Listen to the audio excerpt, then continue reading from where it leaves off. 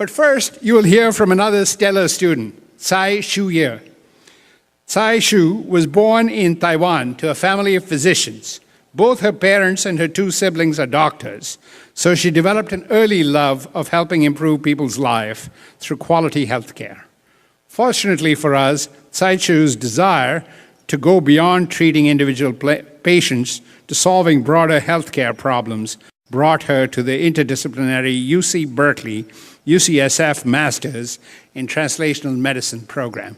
We call it sort of the Andy Grove program in honor of Andy Grove, who really pushed us to create this program. At Berkeley, she was based in the bioengineering department, where she worked on exploring the idea of gene therapy to treat disease. While she's not in the lab, she manages to find time to volunteer at nonprofits like the Foundation Fighting Blindness, which supports efforts to prevent and treat vision loss around the world.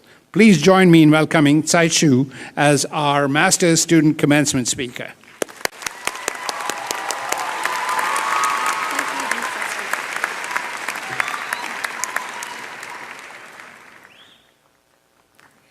Greetings, family, friends, faculty, alumni, and congratulations to the class of 2018.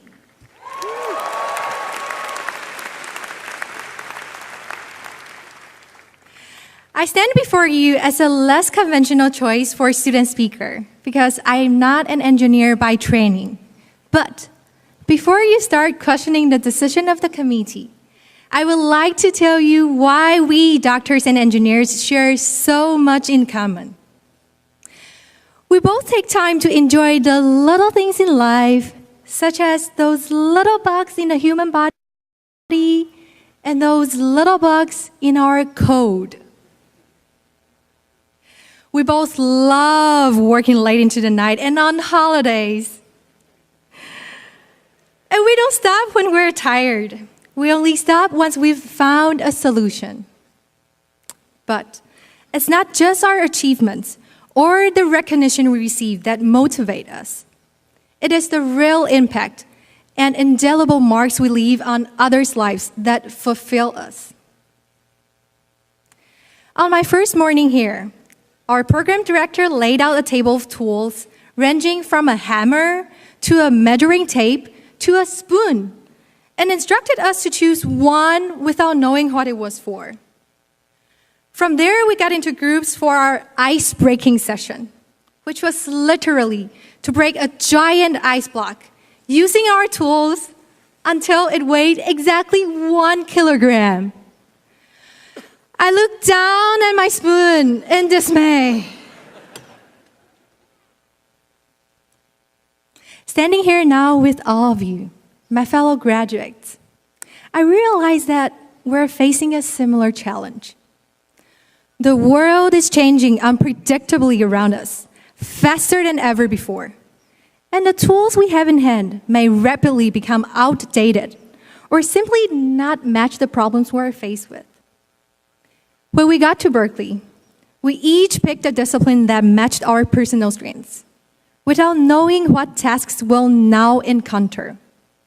Whether you picked a stethoscope, a calculator, or a pipette, I want to reassure you that we've learned far more at Berkeley than just how to use a tool. However things unfold from here on out, our mission will be accomplished, as we found out with the ice block, not by any single tool, but by our combined creativity, critical thinking, and teamwork. During a visit to Tibet, I met Yomei, a local student who had dropped out of school due to financial strains, even though the education was provided for free. I later learned she had to spend all of her time working in order to raise her siblings, although graduating was her dream. A year later, as we were corresponding, I found out she had used all her extra savings to buy coal to provide heat so the students who were forced to work in the summer could continue to learn during the freezing winter. By being in the world's best public university, We're all blessed with having more than one tool in hand to better the world. Yomei, who had almost nothing in hand except for her own motivation and determination, made this world a little better than she found it. The world outside of Berkeley may be filled with people ready to tell you to be realistic. But the truth is, no one really knows what is possible until they actually try. As the great German philosopher Nietzsche noted, he whose life has a why can bear almost any how. It is all about our willingness to put one foot in front of the other to better the lives of those around us. Scientist or artist, doctor or engineer, whatever your background may be, the same holds true for each of us. Life takes on the meaning that you give it. This year, we celebrate Cal's 150th birthday and are reminded of all the life-changing discoveries and miracles that had happened here. Here at Cal, we do not merely strive to meet the gold standard. Together, we create the new golden bear standard, which is not only to be a bright light for others to strive toward, but to make others around us shine brighter as well. Here at Cal, history has been made, and we've been given the power to shape the future. But there's no way we could have gotten this far, or will achieve what's to come, without all of you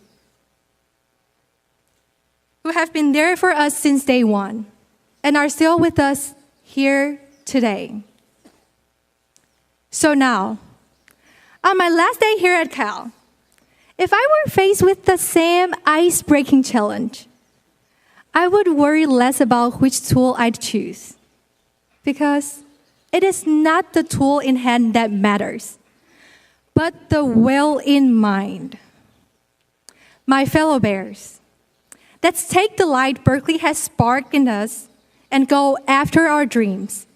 Go bright, go bold, go brave, and go Bears!